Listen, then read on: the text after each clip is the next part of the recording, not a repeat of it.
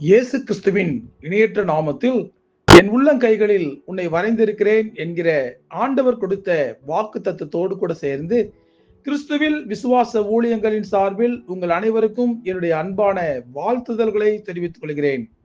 இன்றைய நாளுக்கான golden apple சங்கீதங்களின் புஸ்தகம் 34 சங்கீதம் 1 கர்த்தரை நான் எக்காலத்திலும் ஸ்தோத்தரிப்பேன், அவர் துதி எப்போதும் என் வாயில் இருக்கும். இன்றைய செய்தியின் தலைப்பு கர்த்தரை நான் எக்காலத்திலும் ஸ்தோத்தரிப்பேன். ஒவ்வொன்றுக்கும் ஒவ்வொரு காலம் உண்டு என்று பிரசங்கி சொல்வது போல நம்முடைய வாழ்க்கையில் விதவிதமான காலங்களை நாம் சந்திக்கிறோம். அதில் குறிப்பாக சொல்ல போனால் 2 முக்கியமான காலங்களை நாம் சந்திக்கிறோம். ஒன்று மிகவும் சந்தோஷமாக இருக்கிற ஒரு காலம், இன்னொன்று மிகவும் வேதனையோடு கூட இருக்கிற ஒரு காலம். இந்த 2 காலங்களுமே நிரந்தரமானவைகள் அல்லதான். ஏனென்றால் எதுவும் சீக்கிரம் கடந்து போய்விடக்கூடிய காலத்தில் தான் நாம் வாழ்ந்து கொண்டிருக்கிறோம். இதில் மகிழ்ச்சியான தருணங்களை ஏற்றுக்கொள்கிற நம்முடைய மனதால் மன வருத்தத்தை கொண்டு வரக்கூடிய நிகழ்வுகளை ஏற்றுக்கொள்ள முடிவதில்லை. மகிழ்ச்சியான மனநிலையில் இருக்கும்போது நாம் பழகுகிற மனிதர்களோடும் மிகுந்த மகிழ்ச்சியோடு நடந்து கொள்கிறோம். அதைவிட முக்கியமாக சந்தோஷமான நேரங்களை கொடுத்ததற்காக ஆண்டவருக்கு கோடி கோடி ஸ்தோத்திரங்களையும் செலுத்துகிறோம். நமக்கு இந்த சந்தோஷத்தை கொடுத்தது கடவுள்தான் என்று நம்பவும் செய்கிறோம். ஆனால் சூழ்நிலைகள் மாறும்போது, துன்பமான நேரங்கள் வரும்போது அதே கடவுளை குறை சொல்லுகிறோம். கடவுளுக்கு கண் இருக்கிறதா இல்லையா, கடவுளுக்கு காது கேட்கிறதா இல்லையா என்கிற கேள்விகளை எல்லாம் கேட்கிறோம்.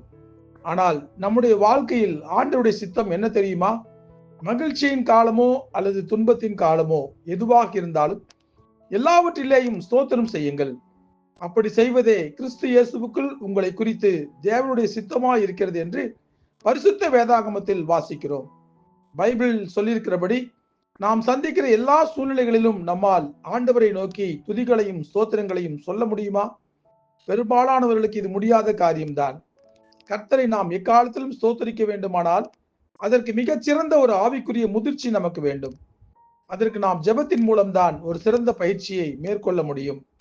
கர்த்தர் மேல் அளவற்ற அன்பும் விசுவாசமும் நமக்கு அதிகமானால்தான் எந்த சூழ்நிலையிலும் நம்மால் ஆண்டவருக்கு ஸ்தோத்திரம் செலுத்த முடியும். பாடுகள், பிரச்சனைகள், துயரங்கள் என எது வந்தாலும் எல்லாவற்றையும் தாங்கிக் கொண்டு அப்பொழுதுதான் நம்மால் ஆண்டவருக்கு ஸ்தோத்திரம் செலுத்த முடியும். இதற்கு நமக்கு முன்னுதாரணமாக இருப்பது யோபு பக்தன் தான். 1, 2 அல்ல, தன்னிடமிருந்த எல்லாவற்றையும் ஆரோக்கியம் உட்பட யோபு பக்தன் இழந்தார். ஒரு பேனாவை தொலைத்து விட்டாலே நம்முடைய மனம் கலங்குகிறது.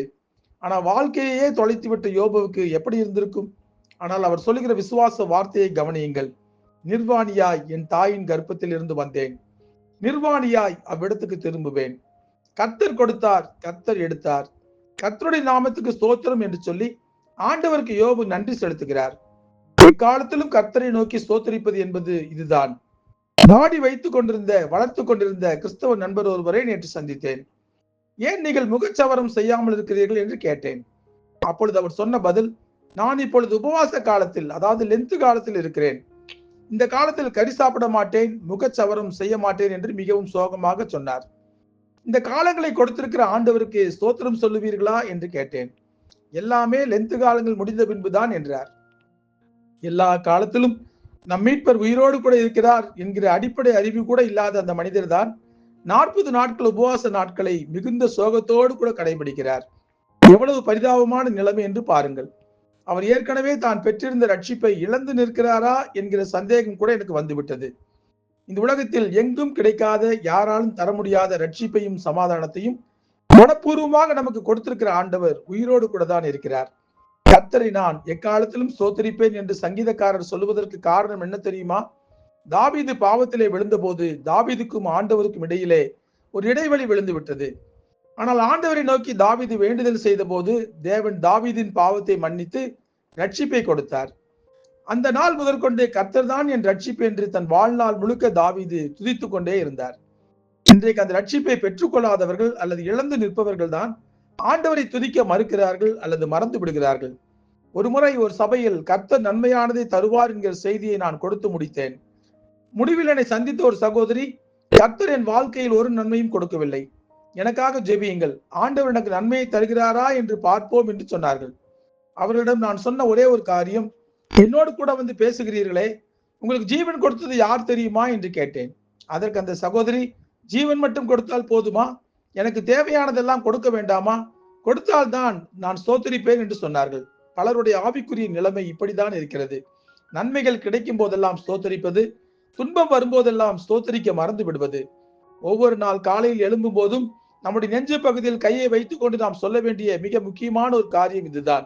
என் ஆத்துமாவே கர்த்தரை ஸ்தோத்தரி, என் முழு உள்ளமே அவருடைய பரிசுத்த நாமத்தை ஸ்தோத்தரி, என் ஆத்துமாவே கர்த்தரை ஸ்தோத்தரி, அவர் செய்த சகல உபகாரங்களையும் மறவாதே என்பதுதான்.